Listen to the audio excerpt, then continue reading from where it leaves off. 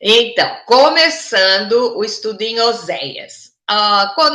Se você está chegando de paraquedas aqui no YouTube, você pode perguntar por que nós estamos estudando hoje o livro de Oséias. Por quê? Nós já fizemos todo o Novo Testamento. Então, se você quer estar começando a estudar a Bíblia agora e quer entender melhor, vai para o YouTube e pega o Novo Testamento primeiro. Quando nós terminamos o Novo Testamento, nós resolvemos a pedidos, fizemos quase que uma votação para qual era o tema. Então, as meninas decidimos, com um acordo, de estudar os profetas. Então, nós começamos pelos profetas menores. Veja bem, o profeta menor não é porque ele tem menos importância, é que o livro é menor. Então, nós começamos ali, no Abacuque, começamos a voltar da metade para trás, né? E hoje nós vamos falar sobre Oséias.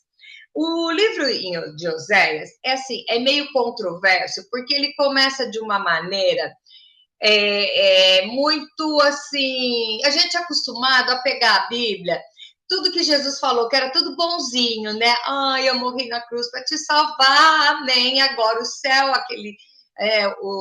ruas de ouro, almofadas de cetim, e é isso aí. E você vê no Velho Testamento Deus tratando de uma outra maneira com o povo, tá?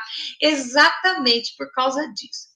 Nós vemos que o livro de Oséias, ele tem uma linguagem poética, mas é poética no original, na forma de contar, não que o assunto seja poético, tá? Tem alguns termos que você vê, assim, na diferença literária, que é alguma coisa um pouquinho mais, assim, harmônica, porque o tema é tão pesado que eu acho que até tem que ter um pouco, assim, para não assustar o povo, né?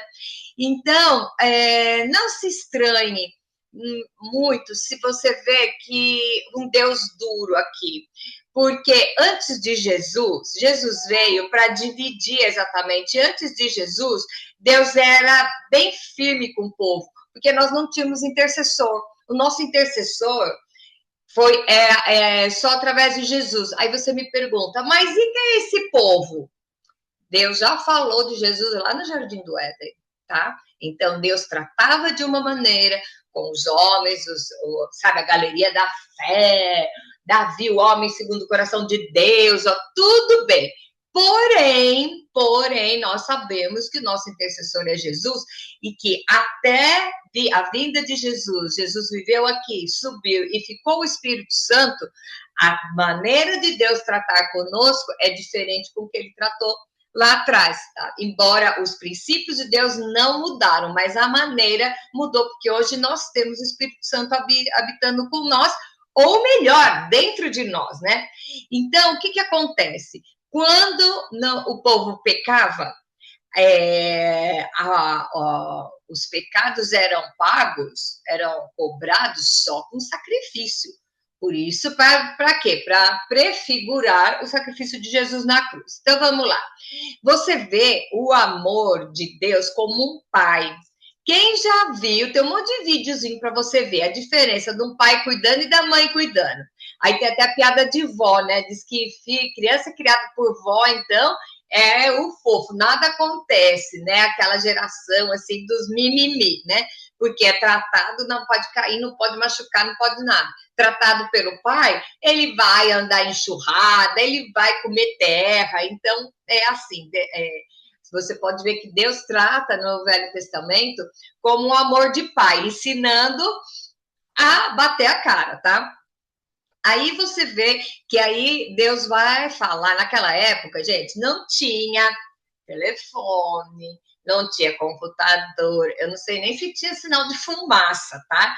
Então, como Deus falava com as pessoas? Através dos profetas. E muitas vezes ele usava a vida do profeta para ensinar o povo, tá? Então, todos nós já vimos como é que Deus usou Moisés, como é que Deus usou todos aqueles profetas, né, que estão na galeria da fé. Nós já vimos como que foi usado e pouco se fala no Oséias por causa dessa analogia que Deus faz, né?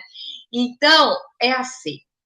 Deus não dividiu a sua glória com ninguém. Isso você tem que ter na mente, que Deus nunca dividiu a glória dele com ninguém. No passado, no presente e no futuro ele nunca vai dividir. Então nós vamos ver aqui, o livro de Oséias é Deus ensinando o povo, falando com o povo e usando a vida de Oséias para mostrar que ele tem que ter a adoração somente a ele, tá? E nós vemos que o comportamento dos crentes hoje em dia, nós vamos trazendo sincretismo dentro das igrejas. Então, o que é o sincretismo?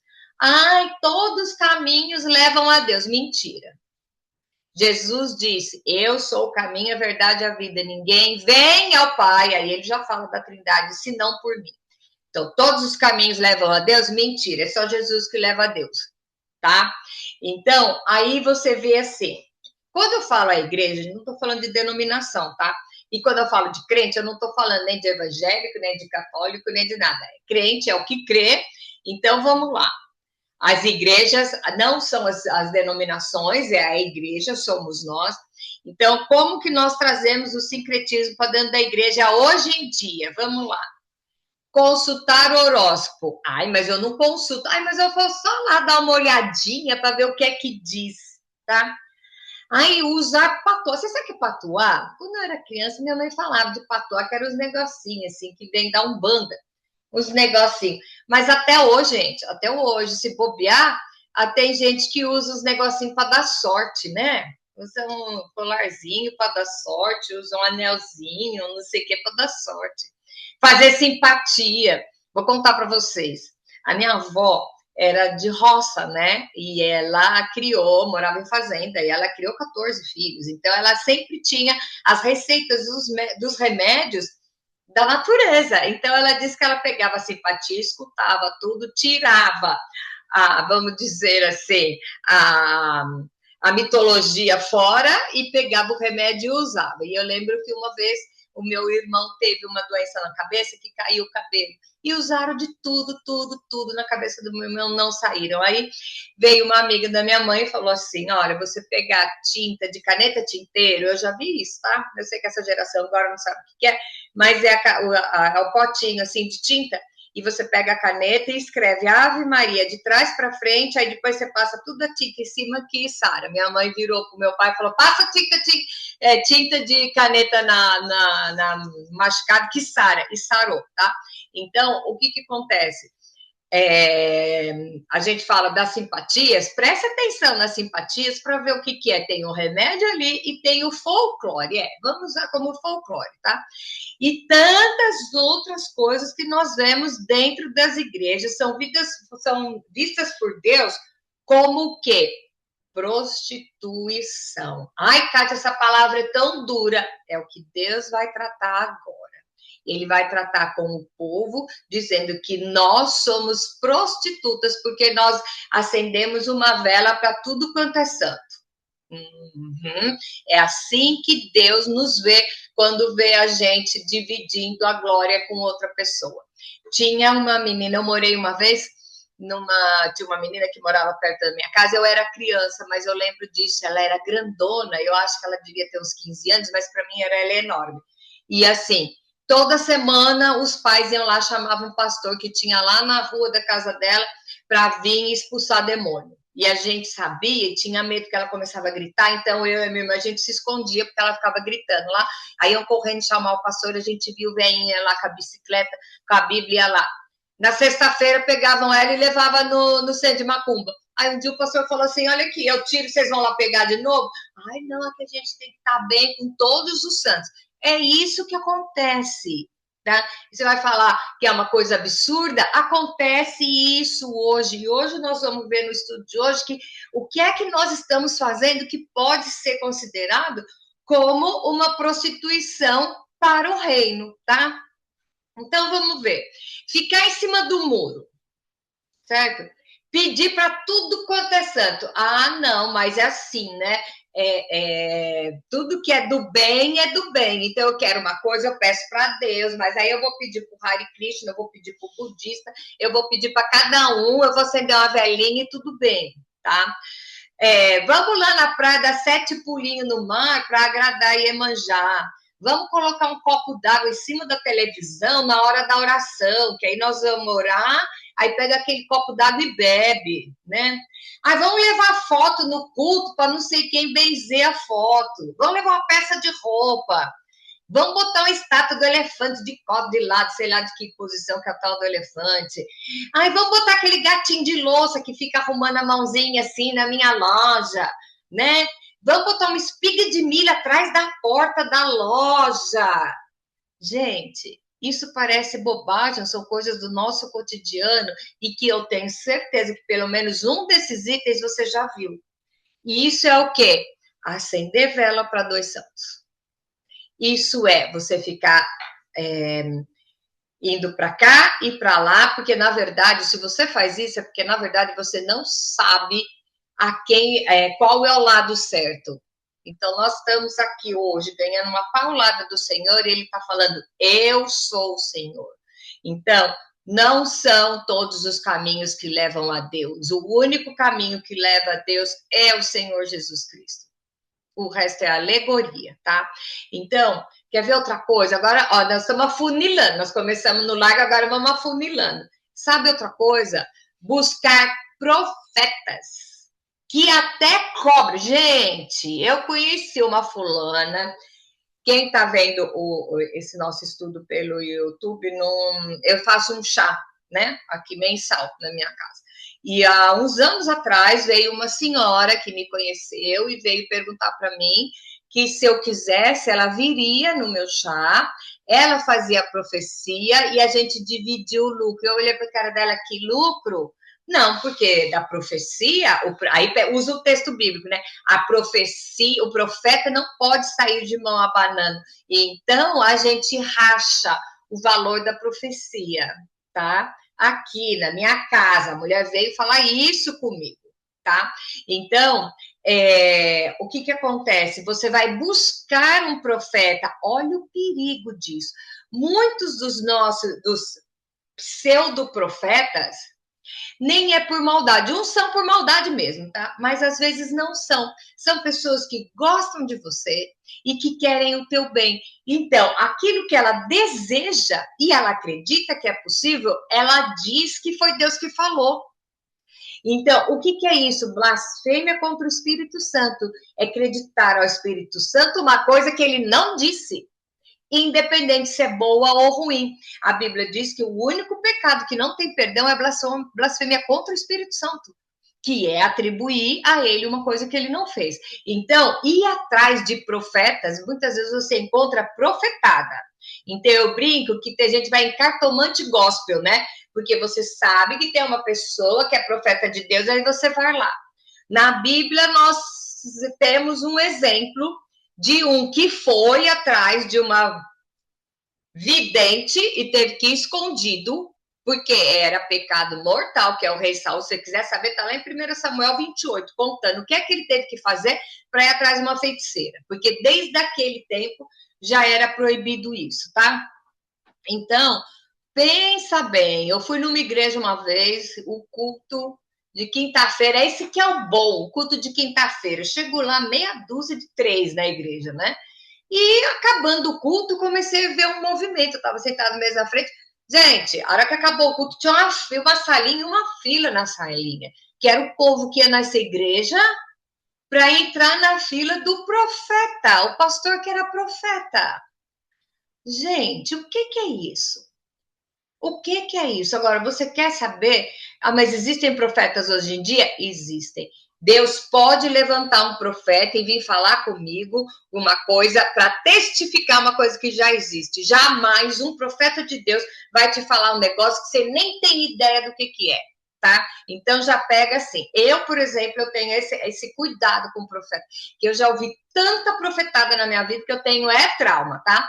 Então vamos ter sabedoria. A pessoa veio e falou com você alguma coisa de uma situação que a pessoa não sabe e ela vai falar numa situação que você está passando, ok, isso é do Senhor.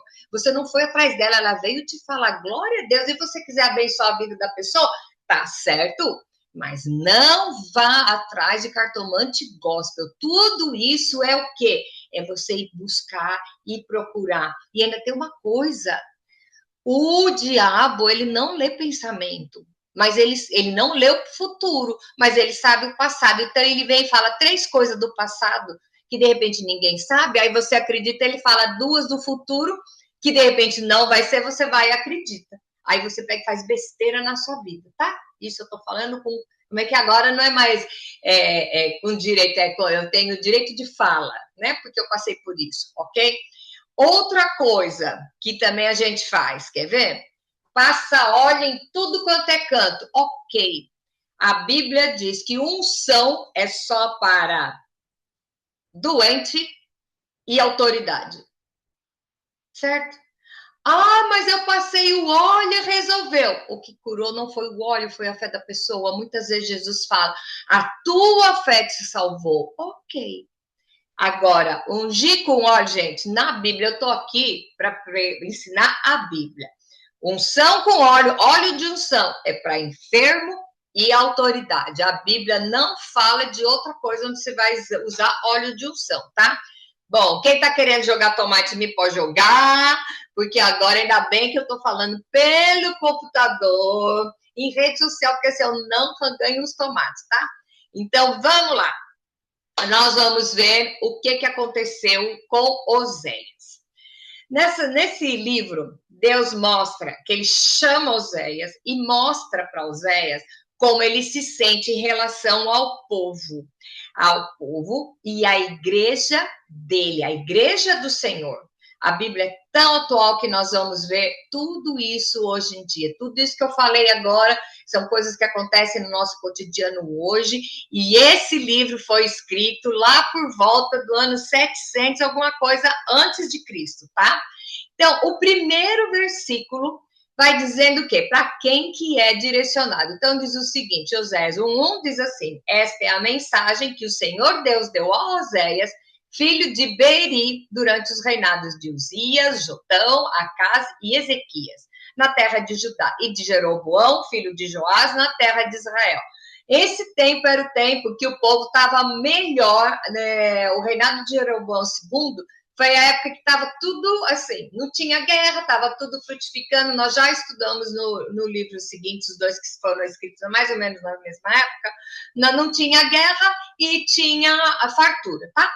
Que foi a época do Jeroboão II. Então vamos lá. Olha a primeira ordem que Deus dá para Oséias, capítulo 1, versículo 2. Qual a razão da ordem de Deus a Oséias? Vamos lá. Quando o Senhor Deus falou pela primeira vez por meio de Oséias ao povo de Israel, ele disse: vá e case com uma prostituta de um templo pagão. Os filhos que nascerem serão filhos de uma prostituta, pois o povo de Israel agiu como uma prostituta. Eles foram infiéis e me abandonaram. É isso mesmo que você ouviu. Deus falou para Oséias: vai e casa com uma prostituta. Então, ele estava colocando o relacionamento dele, o povo dele, que ele elegeu, que ele criou, que ele estava cuidando e que se desviou dele, ele estava dando um exemplo que o povo estava sendo prostituto com ele, tá? A pergunta 2 diz o seguinte, bom, vamos lá que aqui vão os nomes dos 3 primeiros filhos, né?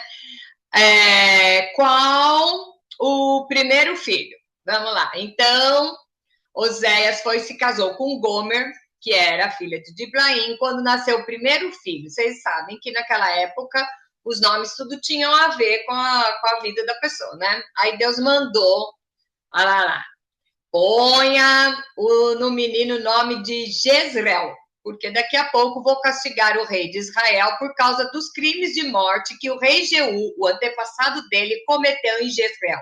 Vou acabar com o reino de Israel no vale de Jezreel e destruirei o poder militar de Israel, tá? Então ele mandou botar o nome de um lugar menos mal, mas o lugar aonde o povo de Israel ia sucumbir na guerra, tá bom? Ok. Segunda filha. Depois, Gomer deu à luz a uma filha. O Senhor disse a Oséias: ponha na menina o nome de não amada, porque eu não terei mais amor pelo povo de Israel e não perdoarei. Agora, vamos fazer um parênteses. Você já pensou, se você chama não amada, Gente, moleque sempre existiu. Já pensou você na escola? Sabe o que é bullying? Tá? Você chamando não amada. E aí ele fala: põe o nome de não amada, porque não terei mais amor pelo meu povo e não perdoarei, mas continuarei amando o povo de Judá. Eu mesmo, o Senhor seu Deus, o salvarei. Porém, não farei isso por meio de guerra, não usarei arcos, nem flechas, nem espadas, nem cavalos de guerra e nem cavaleiros. Se você está estranhando a linguagem do que eu estou lendo na Bíblia na linguagem de hoje, tá? Para ser mais fácil da gente entender. Bom, terceiro filho. Depois que desmamou a não amada, Gomer ficou grávida mais uma vez e deu à luz a outro filho. O Senhor disse: ponha no menino o nome de não meu povo, pois o povo de Israel não é mais o meu povo e eu não sou mais o Deus deles. Aqui em lugar nenhum diz que os filhos eram de Oséias, tá? Ok, só para lembrar. E aí, o que acontece aqui? Olha os nomes têm um significado. Deus está falando o quê? Que todos esses três primeiros filhos era a sentença que Deus ia dar para o povo escolhido dele, tá? Que era o povo de Israel, ok? E Judá, Israel. Vamos lá. Pergunta 3. Qual a sentença sobre todos os demais filhos? Porque teve filho, viu, gente? Pra caramba. Vamos lá. Um dia o povo de Israel será como os grãos da areia do mar. Será tão numeroso que não poderá ser contado nem medido. E no mesmo lugar onde Deus disse, vocês não são o meu povo, ali se dirá, vocês são os filhos do Deus vivo. Olha a diferença aqui que Deus já está falando do povo e do filho, percebeu? Vamos lá. O mesmo lugar onde Deus disse, vocês não são o meu povo, ali ele dirá, vocês são os filhos do Deus vivo. Quer dizer o quê? O povo de Israel, que é os descendentes de Abraão, que Deus prometeu, que são os judeus, eles vão se tornar os filhos através de Jesus. Então, o povo de Israel, Deus prometeu, vai preservar, vai castigar, vai abençoar, ok, beleza. Mas o filho é através de Jesus, e então os filhos são oriundos do povo. Salvos são os filhos, não o povo. Porém, o povo pode se tornar filho, entendeu? Vamos lá. 11. Os povos de Judá e de Israel se unirão e juntos escolherão um só chefe. Serão mais uma vez um povo poderoso e rico. Como será grande esse dia, o dia de Jezreel. Portanto, ponham nos seus irmãos, os israelitas, os nomes de povo de Deus e amados por Deus. E os judeus se apegam nisso até os dias de hoje. Você pode ver, o judeu, ele é povo de Deus e ele senta em cima e ele tem identidade. A coisa mais interessante é você ver como que o judeu cria o judeuzinho. Até tirando os exageros da tradição dos ortodoxos, né? O judeuzinho, ele já sabe que ele é povo de Deus, que ele é abençoado e que ele tem a graça de Deus na vida dele. Onde ele puser a mão, ele vai fazer dinheiro. Ele é inteligente. Os maiores prêmios Nobel de ciência é de judeu. Pode ver. Judeusado domina o mundo. Por quê? É o povo escolhido de Deus. E eles têm a identidade. E nós que somos filhos, temos medo, ficamos covardes. É ou não é? Falta de identidade que nós somos. Vamos lá. Deus elegeu e constituiu um povo. Aí ele mandou o filho dele morrer na cruz pelo meu pecado para que eu seja filho. E eu fico chorando nos cantos, porque ó dia, ó mês, ó ano, ó, o inimigo se levantou contra a minha vida, tá? Bom. Pergunta 4. O que Deus diz aos filhos da mulher? Vamos lá, capítulo 2, de 2 a 5. O Senhor disse ao povo: acusem a sua mãe, façam denúncia contra ela, pois ela não é mais a minha esposa, eu não sou mais o seu marido. Peçam que ela pare de cometer adultério e que mande embora os seus amantes. Se ela não fizer isso, eu tirarei toda a sua roupa e a deixarei nua como o dia em que nasceu, e farei com que ela fique no deserto, como uma terra seca, e ela morrerá de sede. E não terei pena dos seus filhos, pois são os filhos de uma prostituta. Ela se entregou à prostituição e mostrou que havia perdido toda a vergonha quando disse: vou buscar os meus amantes, pois eles me dão comida, roupas de lã e de linho, azeite e vinho. Quando tudo que você está ouvindo, imagine que é Deus falando comigo. Deus falando comigo que sou povo, que sou filho. Deus está falando, ele está usando uma analogia aqui, tá bom? Vamos lá. Pergunta 5, qual foi o maior erro dela? Portanto, eu vou pôr ao redor dela uma cerca de espinhos e vou construir um muro na estrada para que ela não encontre o caminho. Ela correrá atrás dos seus amantes, mas não os alcançará. Ela irá procurá-los, mas não os encontrará. Então dirá: vou voltar para o meu marido, pois quando vivia com ele, eu era mais feliz do que agora. Ela não compreendeu que fui eu que lhe dei o trigo, o vinho e o azeite. Fui eu que lhe dei muitos presentes de prata e de ouro que ela ofereceu ao deus Baal. Portanto, quando chegar o tempo da colheita, eu tomarei dessa mulher o meu trigo e o meu vinho e levarei embora as roupas de lã e de linho que tinha dado para ela vestir. Agora vou deixá-la completamente nua na frente dos seus amantes e ninguém a livrará do meu poder. Acabarei com toda sua alegria e não haverá mais festas anuais ou festas mensais, nem as festas dos sábados, nem qualquer outra festa. Eu destruirei as suas plantações de uvas e as suas figueiras, que ela disse que recebeu como pagamento dos seus amantes. Só ficará mato. Os animais selvagens devorarão tudo. Ela me abandonou, adorou as imagens do deus Baal e queimou o incenso como oferta a ele. Ela também se enfeitou com anéis e joias e correu atrás dos seus amantes por causa de tudo isso, e eu a castigarei. Eu, o Senhor, estou falando. Vamos parar aqui.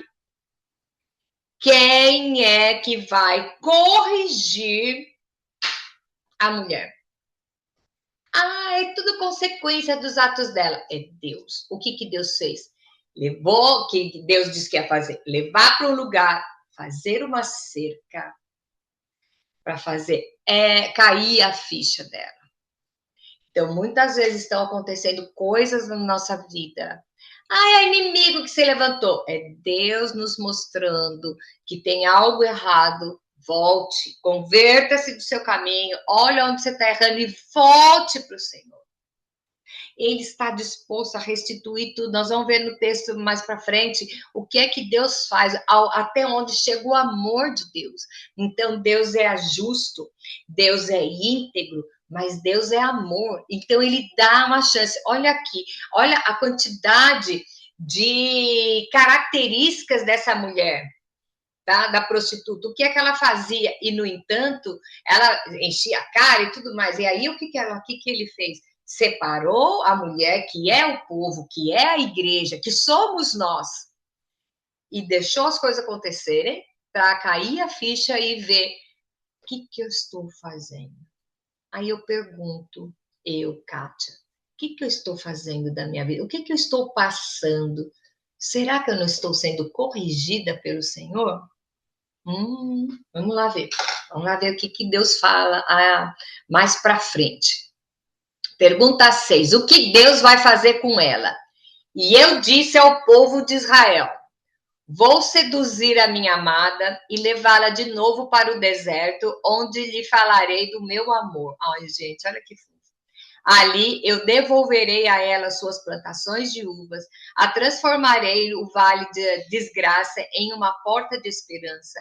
Então ela falará comigo como fazia no tempo em que era moça, quando saiu do Egito. Vê que ele está falando do povo de Israel.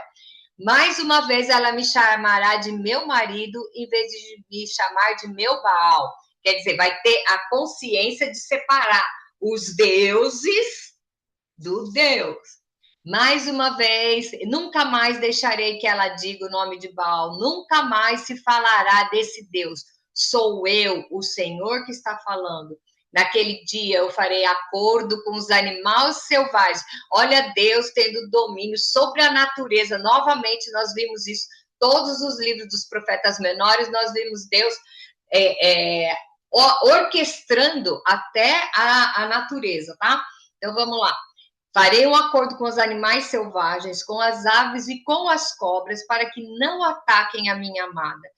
Quebrarei as armas de guerra, os arcos e as espadas. Não haverá mais guerra, e o meu povo virará em paz e segurança.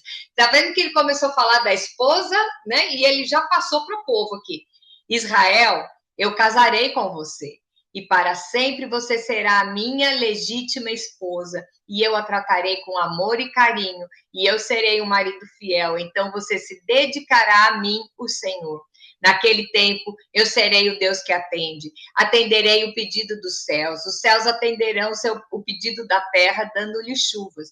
E a terra responderá produzindo trigo, uvas e azeitonas. Assim eu atenderei as orações do meu povo de Israel. Plantarei o meu povo na terra prometida, para que eles sejam a minha própria plantação. E eu amarei aquela que se chama não amada, para aquela que se chama não meu povo, e direi, você é o meu povo, e ele responderá, tu és o meu Deus.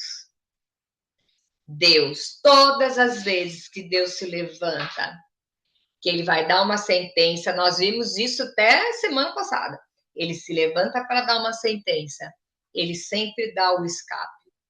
Ele avisa que ele vai dar uma sentença, depois ele avisa como ele vai dar o escape e ele dá oportunidade para se refazer o caminho, o relacionamento de novo, tá?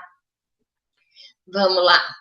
Pergunta 7. Qual foi a nova ordem de Deus a Oséias? E o Senhor Deus falou de novo comigo e disse, vá e ame uma adúltera, uma mulher que tem um amante. Ame-a assim como eu amo meu povo de Israel, embora eles adorem outros deuses e lhe ofereçam bolos de passas. Bolo de passa é bom, viu? Eu já comi, é bom mesmo. E aí, qual foi a ordem para ela? Olha lá. Nós já estamos no capítulo 3, versículo de 2 a 5. Fui e comprei a mulher por 15 barras de prata e 150 quilos de cevada. E eu disse, por muito tempo você vai esperar por mim. Durante esse tempo, não se torne prostituta, nem se entregue a um amante. Eu também esperarei por você. Será assim que os israelitas passarão muito tempo sem rei ou qualquer outro chefe, sem sacrifícios ou coluna do deus Baal, sem ídolos ou deuses do lar. Mas virá o tempo em que o povo de Israel voltará a adorar o Senhor e o Deus deles, e eles serão governados por um descendente do rei de Davi. Naquele tempo, eles adorarão o Senhor com temor e receberão dele muitas bênçãos. Aqui época, aqui Deus está falando para o profeta, olha só, você vai esperar por mim, vai comprar, o povo vai ficar quietinho aí, não se prostitua, espera por mim, e que eu vou vir. E quem é que veio? Jesus. Ele está falando. Se permaneça firme, permaneça fiel, porque o noivo vai vir. E nós estamos esperando ansiosamente a vinda do noivo. É fácil a gente titubear para lá e para cá, não ter certeza de que caminho seguir, é muito fácil, e isso é uma armadilha. E olha, eu vou falar para vocês uma coisa, todas as pessoas que ficam, é uma palavra que chama claudicando, eu acho que é isso, que fica pulando para lá e para cá, sabe, é gente que quer acertar. Então, cada vez que eu faço isso, na verdade, é porque eu estou querendo acertar, eu só não sei para que lado correr. Então, eu acho que hoje é um chamado, gente, nós estamos no começo do ano, hoje é um chamado para você ver o que é que eu estou fazendo de certo nessa história, porque aqui está falando para esperar a vinda do Senhor, então está falando, não se entregue a nenhum amante, e eu também esperarei por você. E assim, o povo de Israel vai ficar sem um rei, nenhum chefe. Olha que se não está explícito aqui, que está falando do Apocalipse. E naquele tempo, quando o descendente rei Davi vier, vão adorar o Senhor em espírito e verdade. Então, o que nós temos que pensar hoje? Hoje, estudar a Bíblia tem que ser para você pensar hoje. qual atitude da minha vida e no meu culto pode ser comparado com a prostituição, tá? Por que eu estou usando essa palavra que é feia? Porque Deus usou lá, então ele me permitiu usar também, tá? Eu estou usando isso. Então, vamos pensar até que ponto nas nossas liturgias, até que ponto na hora do nosso desespero, porque o desespero, gente, tem uma frase que eu gosto muito que diz o seguinte: a necessidade derruba o padrão. Você é fiel, você conhece, você sabe que é ali, mas na hora do desespero, você surta e começa a correr para tudo quanto é lado.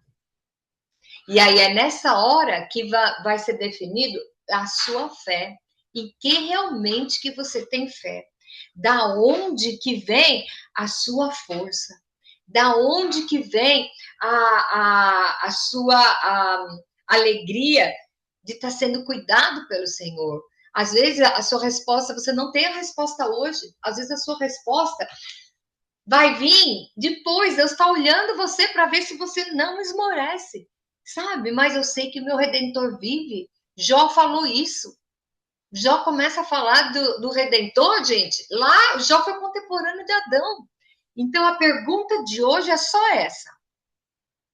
O que na minha vida, o que no meu culto pode ser chamado de prostituição? Cada um vai ter a sua resposta. Então, eu convido você para ser corajoso e perguntar para o Senhor se você está fazendo a coisa certa. E o que ele responder para você, dane-se o que o outro disser, dane-se o que a Kátia disse, dane-se. Conversa com o Senhor e pega. Por isso que a gente estuda a Bíblia, para saber que você está fazendo a coisa certa. Então você começa a fazer, começa a funcionar. Oh, glória a Deus, é isso. E é isso que o Senhor espera de nós agora nos últimos tempos, na hora em que a situação está afinando, né? Está funilando, a situação está apertando, as coisas estão acontecendo. É a hora que a nossa fé vai ser provada. Então, pare e pense. O que da minha vida, qual o caminho da minha vida eu estou fazendo a coisa certa? E convido vocês, aos que restarem e aos que querem, desejarem, semana que vem vamos ter mais. Vamos, e é complicado só esses 3 primeiros capítulos, tá? Depois o livro já ameniza. Depois que você já tem uma ideia, já sabe do que se trata, você vai ver que o resto é tudo mais tranquilo, tá bom? Deus abençoe vocês, todos nós, e até a semana que vem, ok?